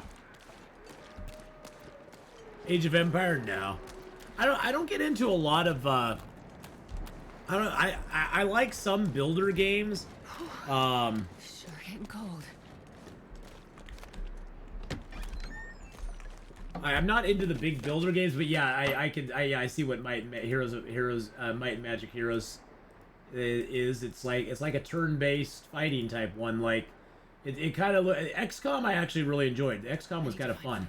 It wasn't a great game to stream, honestly, but it was pretty fun to play. First time I see you play Detroit, I was like, I don't know about this. Mind you, it's not like I watched you in your entirety of the playthrough, just bits and pieces here, but oh my god, played the game, I was not ready. Oh yeah. That game will hit you in the feels. That game will hit you in the feels if you play it and you've never played it before and you have very limited knowledge of it, like I did. I mean, if I could go back and have my first playthrough of Detroit Become Human with no knowledge at all about it, oh man, that was the best. That was the best. We are talking about some of the best games ever made here. This is good.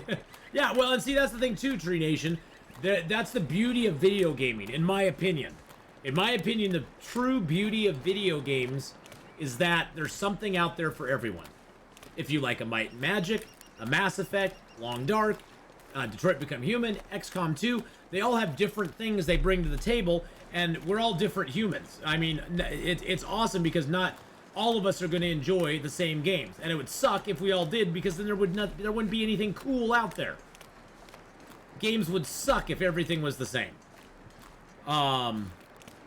And it's awesome that there's so much variety in gaming, because it gives everybody an opportunity to kind of get their game on. Midnight Suns, it's Marvel.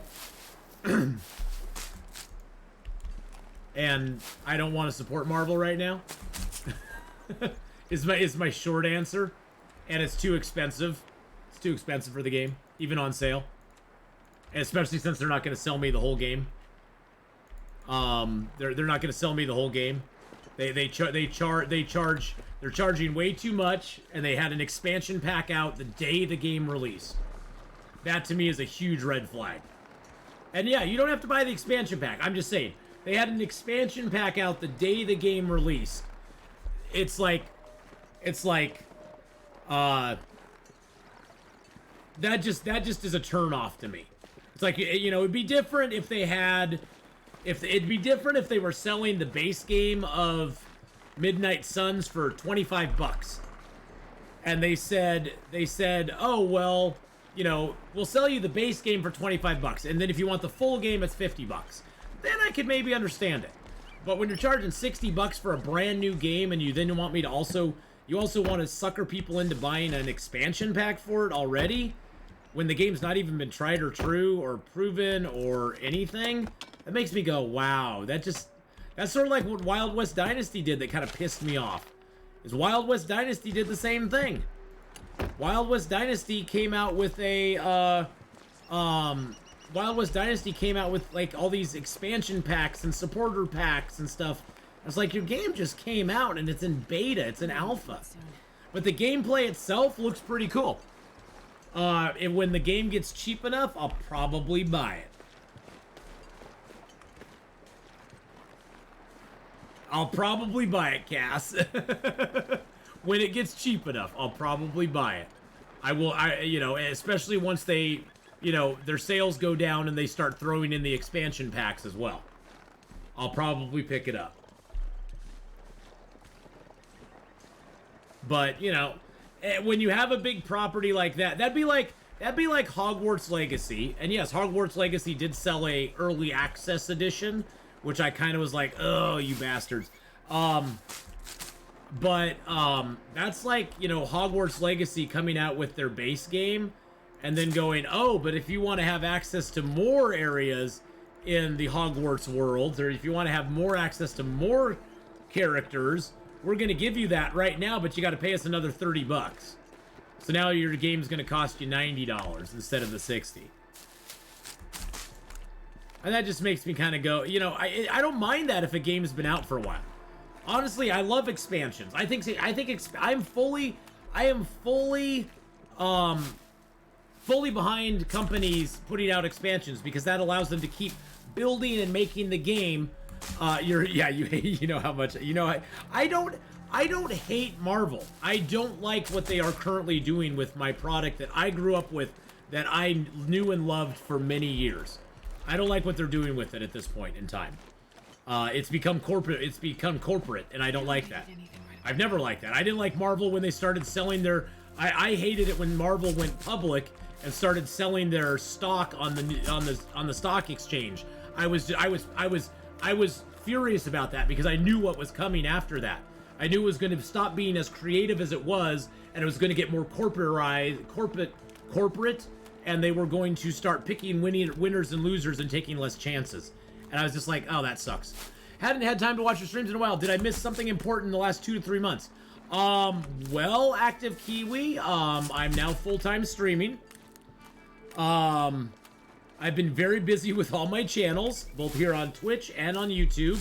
I've started streaming on YouTube on Saturday and Sunday mornings. I've streamed Long Dark over on YouTube. I have a more extensive streaming schedule here on Twitch than I ever have before. I've been really hitting it hard the first couple of months.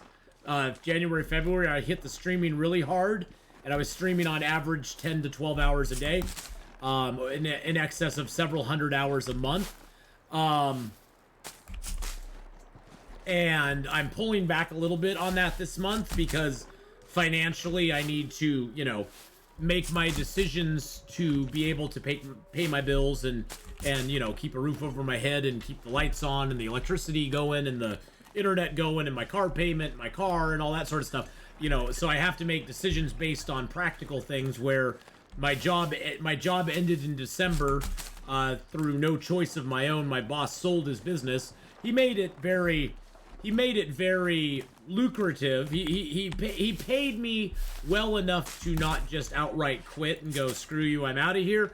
But at the same time, you know, that money is finite and I have to, you know, be a realist and not put all my eggs in one basket, so to speak. And streaming is affording me a good amount of income.